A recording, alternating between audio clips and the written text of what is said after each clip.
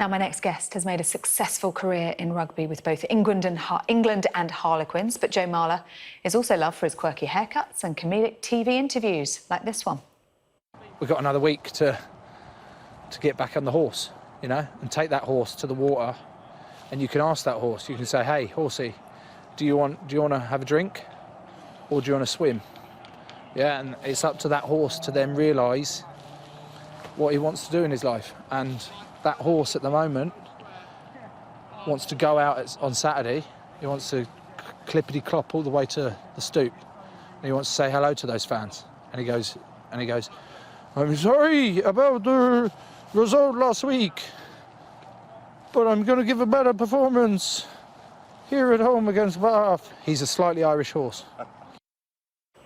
But despite being known as one of the game's jokers, Joe Marler has now discussed his struggles with his mental health in his new autobiography, Loose Head, and he joins me now. Joe, thank you very much indeed for being with us. As we saw in that clip, and we're all smiling, and you have a reputation as being the joker of the pack. You're a big guy with the tattoos, with the mohawk, which I believe is now gone. How much of that was the real Joe Marler, or how much was that your professional character, as it were, to mask some of the other troubles you were feeling? Well, just to comment on that video that you've just played there, I was actually trying my hardest to be quite poetic and serious, but it seems to have been misinterpreted as somewhat taken I think the mick, it might be the accent. It wasn't. Oh, okay. I'll work on my accents. Your Irish horse. Yeah. Yeah, there is a big part of that I play up to it a lot and play up to that sort of character side of it, because it enabled me to sort of cope with being in the spotlight with rugby a bit more, and not really seeing it as real life and not understanding it like that. And that was the best way I coped with it. But yeah, I enjoy having a laugh and I enjoy what I do. And that clip went viral. You gave many other people a lot of a big laugh and a lot of joy as well. And people looking at you on the pitch thinking this guy has it all. A successful career with Harlequins, successful England career. And yet underneath that, there were times when you were driving to training in tears. You wanted that career to come to an end one way or another. Just tell us about that. Yeah, like you've described, I've always been a bit of a joker, always tried enjoying myself as much as I can with rugby. But in recent years, I've struggled quite a lot with who I really am and who I think I am, or who I thought I was. And it wasn't until a couple of incidents that had happened in my life started to hit home that I then started exploring how I could sort myself out, how I could get through the darker times, how I could cope with depression.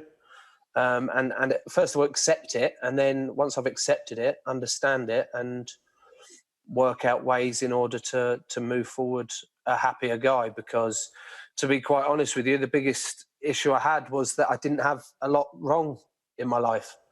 I've got a lovely family, a loving wife, my friends and my job. I'm very lucky for the job that I do, but which was even more confusing for me, that I couldn't pinpoint why I was sort of almost feeling ungrateful about having all these opportunities in front of me and not really enjoying them as much as I could. You write in the book about a disciplinary hearing, and you went into it and you did open up in that hearing, but there was almost a sense of disappointment when you got a short ban and a big fine, and actually at that point you wanted a long ban, you wanted an out. Sorry, Max, give me 2 minutes. 2 minutes. No, give me 2 minutes. This is Sorry, working my from daughter's home. just walked in. Family life. Yeah, brilliant. Family life.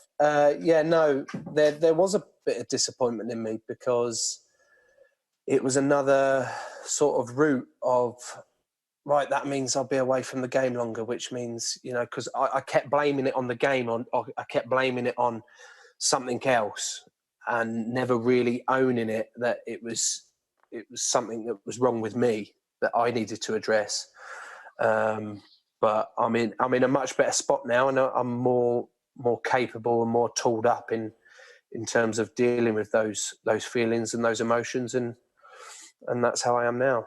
And you're speaking out about it, importantly, in a game like rugby, a very macho, alpha male-dominated sport. How difficult is it to have those kind of conversations? Yeah, it is tough. We're definitely getting much better as a sport. Talking about mental health more, opening up more, being more accepting that we do, even as alpha males, even aggressive rugby players that we are, we can still have issues, we can still have problems, and we can still talk to each other and be those guys. We can also still have a laugh, and we still can take the mick out of each other, alongside of talking and helping each other with different problems that we can have. So if me speaking out a little bit more can help others in my sport and others outside of my sport feel more comfortable about opening up, then great.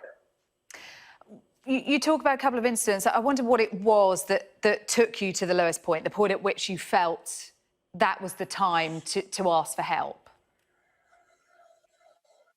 Yeah, there's a talk in detail in my book about the particular incident that took place at home that was enough.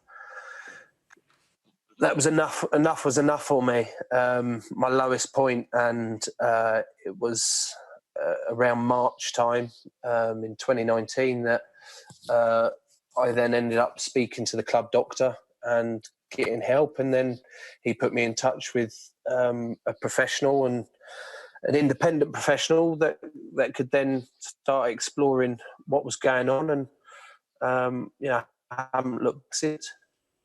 Well, it's great to see you, great to hear from you, Joe Marler. Thank you very much indeed. If you want to find out a bit more, lots more about what Joe has been through and how he's coming through it in his book.